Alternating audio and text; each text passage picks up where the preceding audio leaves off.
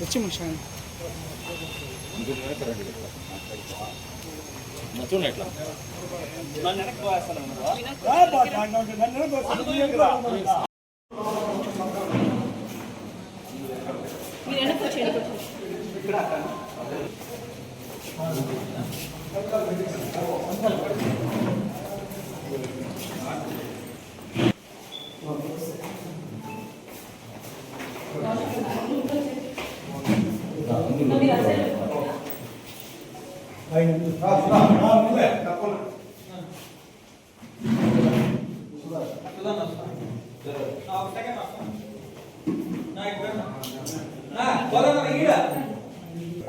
వెనకాల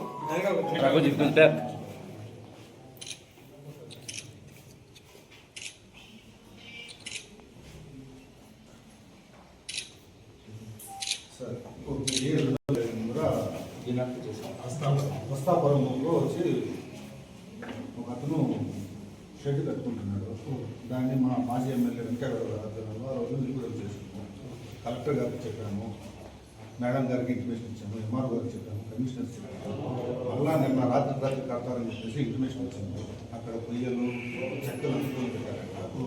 మళ్ళా అంతా అలర్ట్ అయినారు చేయకూడదు. అందుకు మళ్ళా మా ఎమ్మెల్యే గారు మాజీ ఎమ్మెల్యే గారు మీకు ఇన్ఫర్మేషన్ ఇస్తున్నాము. దీనిపైన చర్యలు మీరు తీసుకున్నాము. మా వైఎస్ఆర్ కాంగ్రెస్ పార్టీ డిమాండ్ చేస్తాము.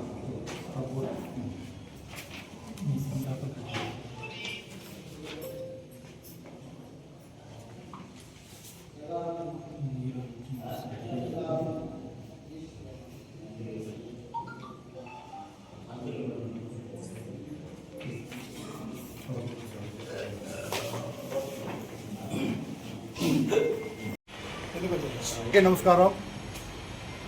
ఇక్కడ విచ్చేసినటువంటి మీడియా సోదరులకి అలాగే వైఎస్ఆర్ కుటుంబ సభ్యులందరికీ నా హృదయపూర్వక నమస్కారాలు తెలియజేసుకుంటున్నాను. ముఖ్యంగా ఈరోజు ఈ యొక్క కార్యక్రమం ముఖ్య ఉద్దేశం ఏమనగా 2 నెలల క్రితం దీపావళి పండుగ రోజు పలమనేరు జూనియర్ కాలేజ్ ముందర ఒక ప్రస్తావ పరంబోగులో అధికార పార్టీకి చెందినటువంటి ఒక వ్యక్తి ఆ జాగాలో పర్మనెంట్ బిల్డింగ్ స్థాపించడం జరిగింది. దానికి ప్రయత్నం చేయడం జరిగింది.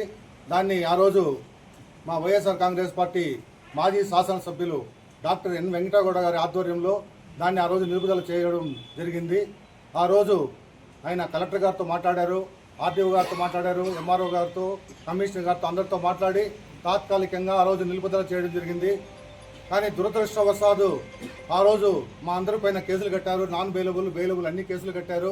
మేము అన్నిటికీ బెయిల్ తెచ్చుకొని ఈరోజు ప్రజాక్షేత్రంలో ఉన్నాము. ఇంకొక ముఖ్య ఉద్దేశం ఏమిటంటే నిన్న నిలుపుదల చేసినటువంటి జాగాలో నిన్న రాత్రి మళ్ళా సెంట్రింగ్ సామాన్లన్నీ దించడం జరిగిందని చెప్పేసి మాకు మెసేజ్ వచ్చింది. దానిపైన వైఎస్ఆర్ కాంగ్రెస్ పార్టీ మా మాజీ ఎమ్మెల్యే ఆదేశాలతో అందరూ అలర్ట్గా ఉండాలి, రాత్రుల్లో పని చేయకుండా చూసుకోండి అని చెప్పి ఆయన చెప్పడం జరిగింది.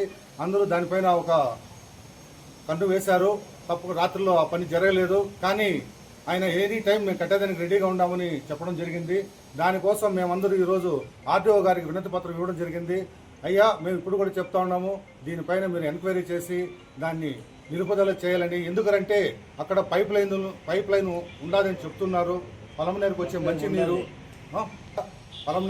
మంచినీరు కాబట్టి తప్పకుండా దీనిపైన తగు చర్యలు తీసుకొని మా యొక్క ప్రార్థనని మీరు విన్నవించాలనేసి మేము మనస్ఫూర్తిగా కోరుకుంటున్నాను.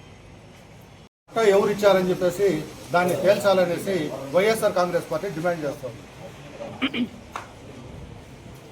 గతంలో 2 నెలల ముందు జరిగిన ఈ అక్రమ కట్టడం గురించి మాజీ శాసనసభ్యులు వెంకయ్యగౌడ ఆధ్వర్యంలో అందరూ మేము పోయి ఆడ ధర్నా చేయడం జరిగింది. అప్పుడు పలు కేసులు కూడా కట్టడం జరిగింది. దానికి సంబంధించి ఇప్పుడు నిన్న రాత్రి మాకు వచ్చిన ఇన్ఫర్మేషన్ ప్రకారము రాత్రే ఆడ బిల్డింగ్ కట్టాలని చెప్పి నిర్ణయం తీసుకొని రాత్రి మోల్డింగ్ వేస్తే ఈ ప్రాబ్లం రాదని తెలిసి మీకు కరెక్ట్గా పర్మిషన్లు, కరెక్ట్గా అప్రూవల్స్, కరెక్ట్గా మీకు 1 సెంటు జాగా ఇచ్చి కరెక్ట్గా మీకు అన్ని విధాలుగా ఉండింటే మీరు ఎందుకు అర్ధరాత్రులు దొంగతనంగా మోల్డింగ్ వేయాలనేసి ఆ సెంటరింగ్ కొయ్యలు అయితేనేమి, ఆ కట్టలు అయితేనేమి అన్ని దింపినారు. నేను చెప్పడం ఏమంటే మీకు కరెక్ట్గా ఉండింటే ప్రతి అధికారి దగ్గర మీరు అప్రూవల్ తీసుకొచ్చి అందరికి చూపించుండాలి కదా. పట్టపగలే నిర్భయంగా చేసుకోవచ్చు కదా. మరి దొంగతనంగా మీరు ఎందుకు రాత్రుల్లో ఈ కట్టడాలను వేయాలని చూస్తున్నారు? దీన్ని ఎంతవరకైనా వైఎస్ఆర్సీపీ పార్టీ అడ్డుకుంటుంది.